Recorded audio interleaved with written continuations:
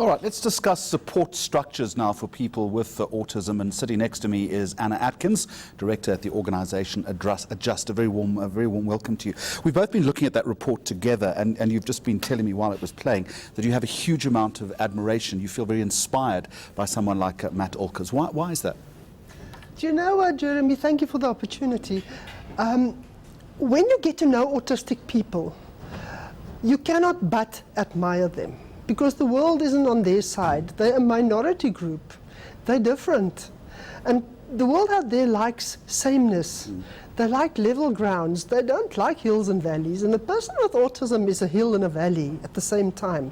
And Matt Olkers, who just spoke there, he's been my mentor for many years when I was still involved in an active autism-specific organization.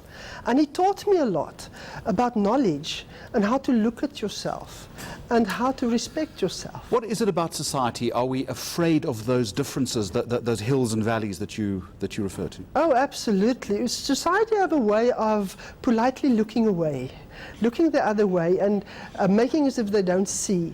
And if you do something like today, when we do autism awareness, that's fantastic. But we just touch that 1 degree of people.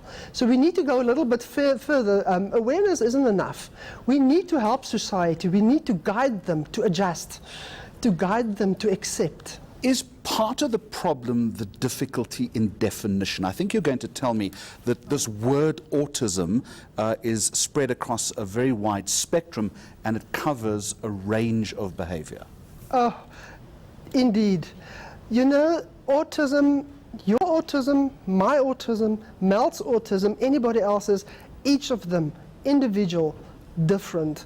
Stereotyping is, I think, one of the biggest enemies for especially the young autistic child, because it's so easy to say that child is autistic, he's going to struggle with communication, he's going to have difficulties with repetition, he's going to have social interaction difficulties. No, give the child a chance, let him prove himself. So how do you overcome society's need to try and box it into one particular condition? How do you explain to people that it is very individualistic and means different things to different people? You expose them to autism. You go into their face, you tell them, hello, here I am, look at me, this is what I am. I'm not going to go away, I'm here, accept it. Just like you have tall people and short people and fat ones and thin ones. You have neurotypical ones and you have autistic ones. That's it, it's society. In the United States, it's said to be one of the fastest growing disorders. I hope disorder is the right word to use. You'll correct me if I'm wrong. What's the position in South Africa? Do you know what? Honestly, I'm no expert in that field, but what I can tell you, 2 things. There's a very strong group of people of the opinion that autism has always been around. It's a neurological condition. It is like a Linux computer compared to a Microsoft one. It is a difference in thinking, it's a difference in operation. And therefore, people are being diagnosed easier. We have fantastic organizations, we have medical professions, we have people that's picking it up at young ages. And therefore it seems to be growing, but it's been around. The United Nations says it's a global health crisis. Is that overstretching it, do you think? Well, I completely disagree. Autism, in my mind, in my personal mind, is no health issue, it's a neurological issue. Of course, people with autism have health issues. I have a son with autism, he's 26, and about 5 years ago we have huge problems with his behavior. He started breaking windows and doing funny things that we know he wasn't. And we had his blood tested and we found severe deficiencies and stuff, and we treated that medically. But it wasn't the autism that was the health issue, it was in his body that there was a health issue. And today he's his happy, chirpy self again, autistic self. The theme for this Awareness Day today is empowering women and girls. It says to me that obviously that's a neglected part of this whole conversation. Why and how then do you empower the debate more positively in that direction?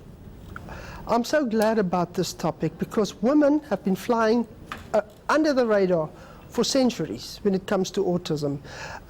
There's a technique that they call masking. In the female makeup, it's very easy to adapt, to fit in, and not to be too rebellious, to be caring and nurturing. And therefore, you can get away with not diagnosis. You get a lot of females that are diagnosed later in life. I myself was only diagnosed in my late 40s. And there are many females that go undiagnosed because of that. That's the first thing. And secondly, females have a way of just being different from males and how they treat adversities. I think men are more outspoken, they are more in your face, this is what's wrong, I'm not happy, where a female will just stand back. But I think that discrepancy is leveling out. Thank you very much for joining us today on Thank you for Newsday. this. From the organisation Adjust, that is Anna Atkins.